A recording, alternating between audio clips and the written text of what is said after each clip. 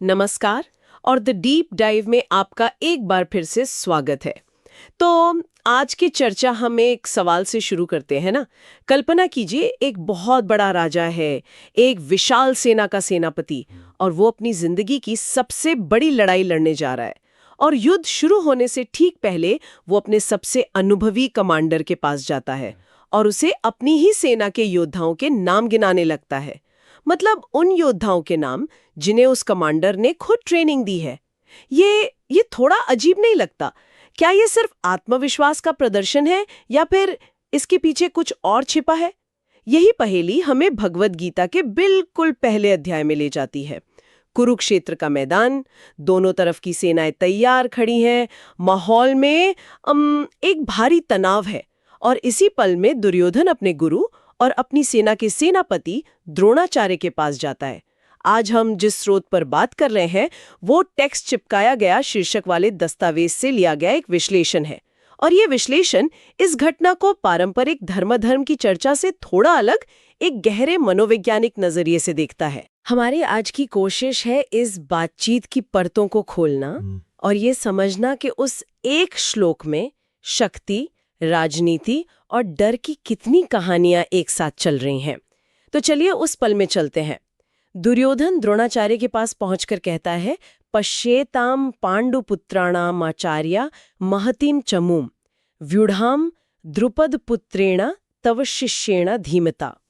और इसके बाद वो अपनी सेना के महारथियों का जिक्र करता है, भीष्म, कर्ण, कृपाचार्य।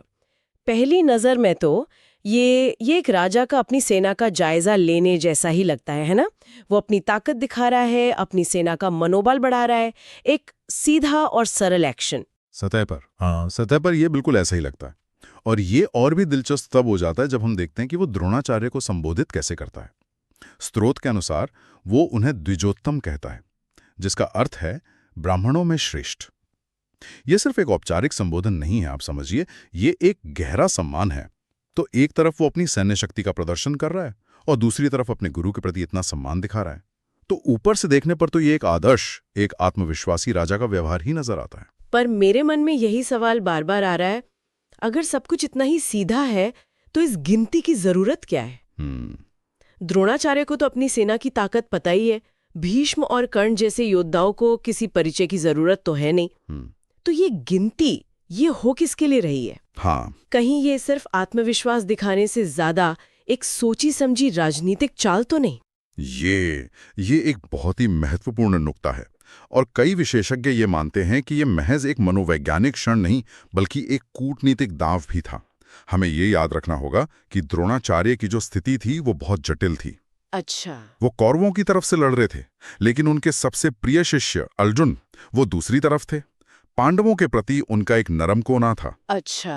और दुर्योधन इस बात को अच्छी तरह से जानता था। अच्छा, तो आप ये कह रहे हैं कि दुर्योधन एक तरह से द्रोणाचार्य को उनकी वफादारी की याद दिला रहा था? बिल्कुल। मतलब वो कह रहा था कि गुरुदेव देखिए हमारी ताकत, हम कितने शक्तिशाली हैं, आपने हमें वचन दिया है और ये जीतने वाली सेना है। हाँ, आपका दिल कहीं और हो सकता है पर आपका हथियार यहीं चलना चाहिए। बिल्कुल। ये एक बहुत ही सूक्ष्म लेकिन शक्तिशाली संदेश है।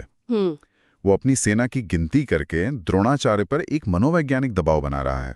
वो उन्हें उनकी जिम्मेदारियों का, उनके नमक का वास्ता दे रहा है। वो ये सुनिश्चित करना चाहता है कि इस निर्णायक क्षण में द्रोणाचार्य पूरी तरह से कौरव पक्ष के प्रति समर्पित रहें। तो हाँ, ये एक चतुर राजा का अपने सबसे महत्वपूर्ण लेकिन शायद सबसे अविश्वसनीय सैन्य कमांडर को मैनेज करने का एक तरीका था। ये समझ में आता है। इससे तो इस पूरी घटना को एक नया एंगल ही मिल जाता है। ये सिर्फ एक राजा का भाषण नहीं बल्कि एक एचआर मैनेजर का अपने सबसे सीनियर एम्प्लॉय के साथ एक मुश्किल बातचीत जैसा है। कह सकते हैं। लेकिन फिर भी मुझे लगता है कि कहानी यहाँ खत्म नहीं होती। एक वाकई में शक्तिशाली और सुरक्षित महसूस करने वाला लीडर, क्या उसे ऐसे दांव पेच की जरूरत पड़ती है? सही सवाल। क्या ये राजनीतिक चतुराई भी किसी गहरी चीज से पैदा हो रही है? और यहीं पर हमारे स्रोत का विश्लेषण इस बातचीत को एक और गहरे स्तर पर ले जाता है।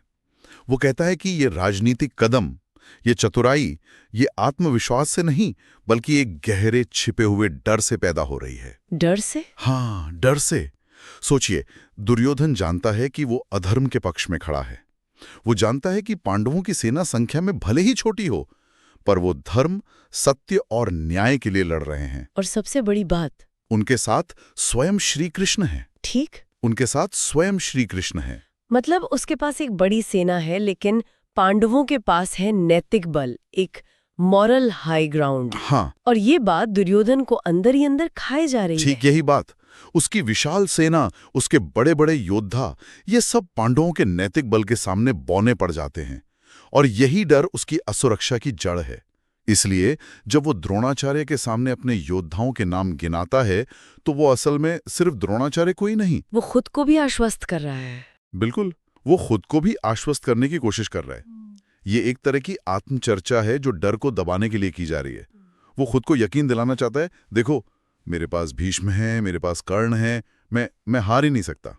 वाह, तो ये ऐसा है जैसे कोई बहुत जरूरी प्रेजेंटेशन या इंटरव्यू से पहले मन ही मन अपनी सारी डिग्रियां और उपलब्धियां गिनता है। हाँ हाँ, ताकि खुद को थोड़ा आत्मविश्वासी महसूस करा सके। बिल्कुल सही। ये बाहरी दुनिया के लिए नहीं, बल्कि अपने अंदर के डर को शांत करने के लिए होता है। दुर्योधन का ये भव्य प्रदर्शन असल में उसके अंदर की खामोशी और डर को भरने की एक कोशिश है। आपने इसे बहुत खूबसूरती से पकड़ा है। ये एक मनोवैज्ञानिक रक्षा कवच है। उसका अहंकार, उसका दिखावा, उसकी राजनीतिक चालें, ये सब उसी एक केंद्रीय डर को छिपाने के तरीके हैं। वो अपनी सेना की भौतिक शक्ति से पांडवों की नैतिक शक्ति को तौल रहा है और खुद को तसल्ली दे रहा है। उसके शब्द असल में उसके आंतरिक संघर्ष का आईना है। और यही इस विश्लेषण की सबसे गहरी बात है कि दुर्योधन का अहंकार और उसकी असुरक्षा अलग अलग चीजें नहीं हैं। अच्छा, वे एक ही पेड़ की दो शाखाएं हैं जो एक ही जड़ से पोषण ले रही हैं, और वो जड़ है डर।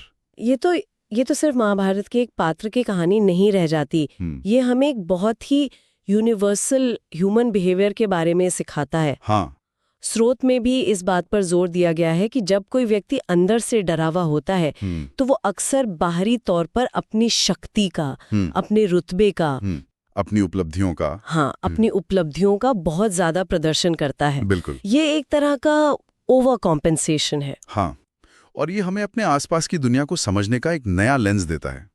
देखिए, दुर्योधन हस्तिनापुर का राजकुमार है, उसके पास शक्ति, सेना, धन सब कुछ है, फिर भी वो असुरक्षित है।